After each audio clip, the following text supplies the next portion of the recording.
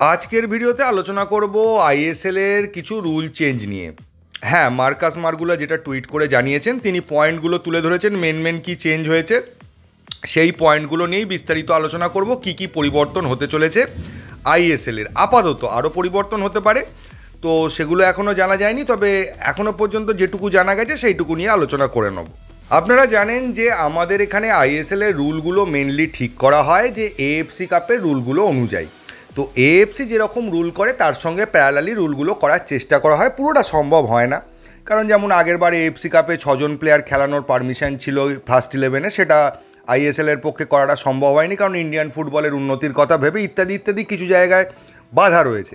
তা না হলে জেনারেলি ওরা যা রুল করে সেইগুলোই এরা ফলো করে।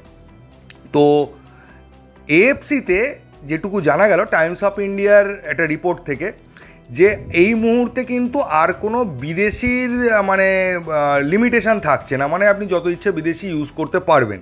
যদিও আমি মনে করছি যে একটা এক্স্যাক্ট সংখ্যা হয়তো এএফসি পরে অ্যানাউন্স করবে, তবুও এখন যা মনে করা হচ্ছে এবং টাইমস অফ ইন্ডিয়া যা জানাচ্ছে তাতে মনে হচ্ছে এএফসিতে ফরেন প্লেয়ারের কোনো রুল থাকবে না, যত ইচ্ছে আপনি খেলাতে পারেন।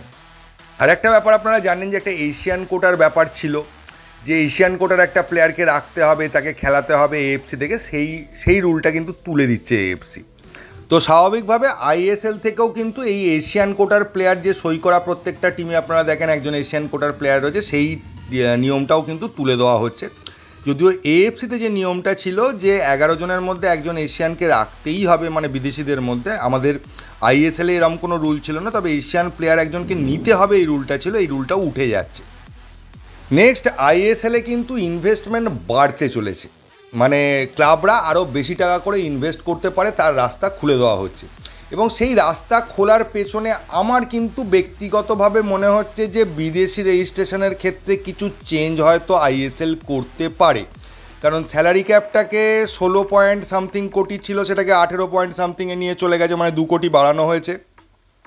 সেটা এমন কিছু বড় ব্যাপার নয় যে 2 কোটি বাড়ানো হয়েছে স্যালারি ক্যাপ, কিন্তু যেটা বেশি ইম্পর্টেন্ট ব্যাপার সেটা হচ্ছে যে এতদিন যেটা আপনারা জানতেন যে মার্কি প্লেয়ার যদি কোনো টিম সই করিয়ে নিয়ে আসতো তাহলে তার ক্ষেত্রে কোনো স্যালারি ক্যাপের নিয়ম ছিল না, তাকে যত ইচ্ছে টাকা দিয়ে নিয়ে আসা যায়, 100, 150, 1000 কোটি যা ইচ্ছে নিয়ে আসতে পারা যায়, তাতে কোনো প্রবলেম ছিল না। তো এই নিয়মটা মার্কি থেকে সরিয়ে দুটো প্লেয়ারের ক্ষেত্রে করা হচ্ছে।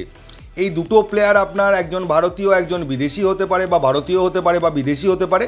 তো দুটো প্লেয়ারের ক্ষেত্রে কোনো স্যালারি ক্যাপ থাকবে না, মানে আপনি টিমে দুটো প্লেয়ারকে, সে ভারতীয় বা বিদেশি যাই হোক না কেন, যত ইচ্ছে টাকা দিয়ে সই করাতে পারেন, তাদেরকে স্যালারি ক্যাপের মধ্যে আপনি নাও রাখতে পারেন। ফলে এটা থেকে বোঝা যাচ্ছে যে ইনভেস্টমেন্ট আরও বাড়তে চলেছে এবং টিমের বাজেট কিন্তু বাড়ার একটা ইঙ্গিত আইএসএলের তরফ থেকে দেওয়া হলো, বা ওপেন করে দেওয়া হলো যে বাজেট বাড়ানোর জন্য।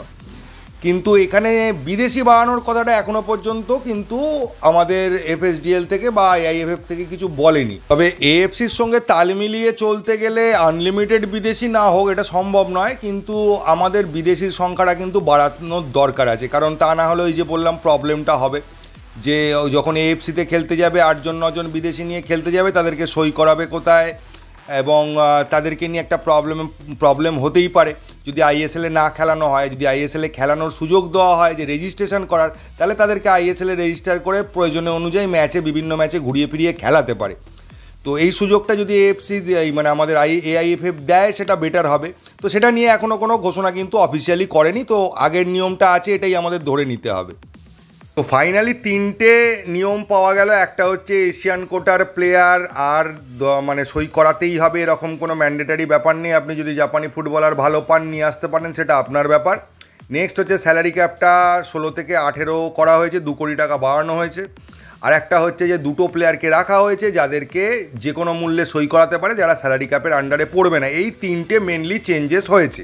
এটা থেকে বোঝা যাচ্ছে মোহনবাগানের মতো টিম বা মুম্বাই সিটি এফসির মতো টিম বা যে টিম এএফসি কাপ খেলতে যাবে তাদের ক্ষেত্রে একটা বিশাল সুবিধে হলো ভালো ভালো প্লেয়ার সই করার ক্ষেত্রে। 2 নম্বর হচ্ছে যে আমাদের এখানেও বিদেশি বাড়ার একটা সম্ভাবনার ইঙ্গিত দেওয়া রইল এই ডিসিশনের মাধ্যমে। এশিয়ান কোটার প্লেয়ার তুলে দেওয়া থেকে বোঝা যাচ্ছে যে এএফসির রোডম্যাপই এআইএফএফ ফলো করতে চাইছে। তবে আমার ব্যক্তিগত মতামত হচ্ছে সুপার কাপের মতো টুর্নামেন্টে বিদেশির সংখ্যা বাড়ানো হোক, রেজিস্ট্রেশন বা মাঠে খেলা রেজিস্ট্রেশন কী করবে জানি না, তবে মাঠে যদি বিদেশির সংখ্যা একটু বাড়ানো যায় তাহলে যারা এএফসি কাপ খেলছে তারা যে এক্সট্রা বিদেশিগুলোকে নেবে তাদেরকে সারা বছর ধরেই সুপার কাপে খেলাতে পারবে, কারণ এবছর জানেন সুপার কাপ অনেক দিন ধরে হবে, পুরো মানে পুরো সিজন জুড়েই সুপার কাপ হবে।